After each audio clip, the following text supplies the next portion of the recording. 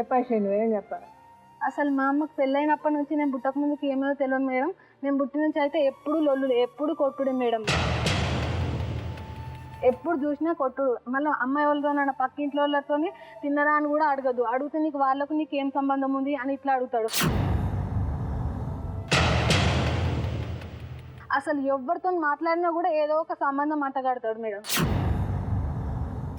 నీ ఊహ తెలిసినప్పటి నుంచి ఇదే నడుస్తుంది. ఎప్పుడు లొల్లే మేడం. ఎప్పుడు మా నాన్నతో నేను సంతోషంగా ఉండాలి. ఒక్క రోజు కూడా నేను ప్రేమగా నాన్న కూడా వీళ్ళు ఉండడం వాళ్ళని ఇప్పుడు దగ్గరకు తీసుకొని ప్రేమగా పెంచుతుంది. మమ్మల్ని ఒక్కసారి కూడా ప్రేమగా పెంచాలి మేడం. మమ్మల్ని ఎందుకు ప్రేమ లేదు?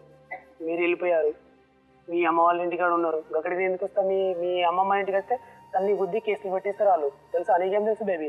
నిజం బేబీ. నువ్వు వాళ్ళని పెంచినట్టు మమ్మల్ని ఎప్పుడన్నా ఎత్తుకొని పెంచినావు బేబీ? నేను గుండెల మీద పెట్టుకుంటాను తెలుసా? సార్ మీరు చెప్పండి. సత్యనారాయణ గారి మాటల్లోనే మనం చాలా వరకు అర్థం చేసుకోవచ్చు మేడం. అంటే ఏంటంటే చాలా మంది బాగా మాట్లాడేటటువంటి వాళ్ళు ఉంటారు, అంటే చాలా తెలివిగా మాట్లాడుతున్నామని అనుకుంటారు. కానీ ఏంటంటే ఆ మాట్లాడేటటువంటి తీరులోనే వాళ్ళ వ్యక్తిత్వం అంటే ఏంటన్నది మనం చెప్పేయచ్చు.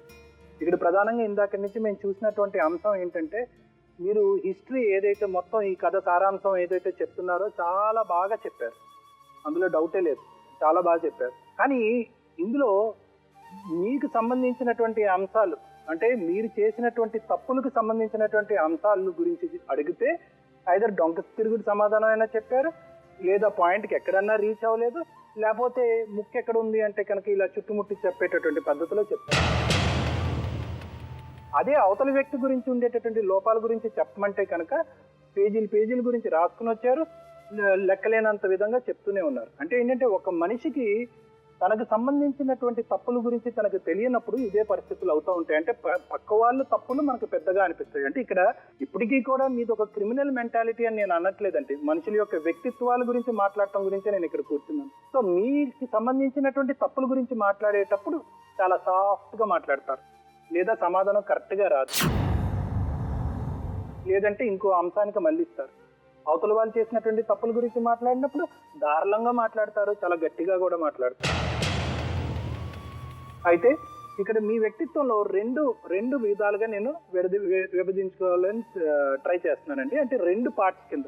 ఒకటి, పెళ్ళైనటువంటి స్త్రీతో మీరు పెళ్లి చేసుకున్నటువంటి మొదటి భార్యతో పెళ్ళైన తర్వాత ఒక స్త్రీతో మీరు ఎలా వ్యవహరిస్తారు, పెళ్లి కాకముందు ఒక స్త్రీతో ఏ విధంగా వ్యవహరించి తనని పెళ్లి చేసుకుని ఒక ఇమోషనల్ గా ట్రాప్ చేస్తారు. అంటే రెండు సత్యనారాయణ గురించి నేను చెప్పాలి అనుకుంటున్నాను.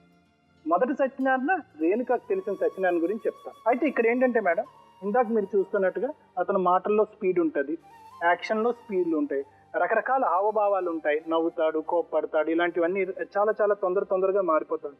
ఇటువంటిది వ్యక్తిత్వం ఎవరికి ఉంటుంది అంటే కనుక, అవతల వ్యక్తుల గురించి విపరీతమైనటువంటి ఎక్స్పెక్టేషన్స్ ఉన్నటువంటి వాళ్ళకి. అంటే నా భార్య అంటే కనుక ఇంత తెల్లగా ఉండాలి, ఇంత పొడవుగా ఉండాలి, ఇంత అందంగా ఉండాలి, ఇంత చదువుకోవాలి, ఈ విధంగా వ్యవహరించాలి అని అవతల వ్యక్తుల గురించి ఎక్స్పెక్టేషన్స్ ఉండి, వాళ్ళ గురించి మాత్రం అవతల వ్యక్తికి వాళ్ళ గురించి మాత్రం ఎక్స్పెక్టేషన్స్ ఉండకూడదు.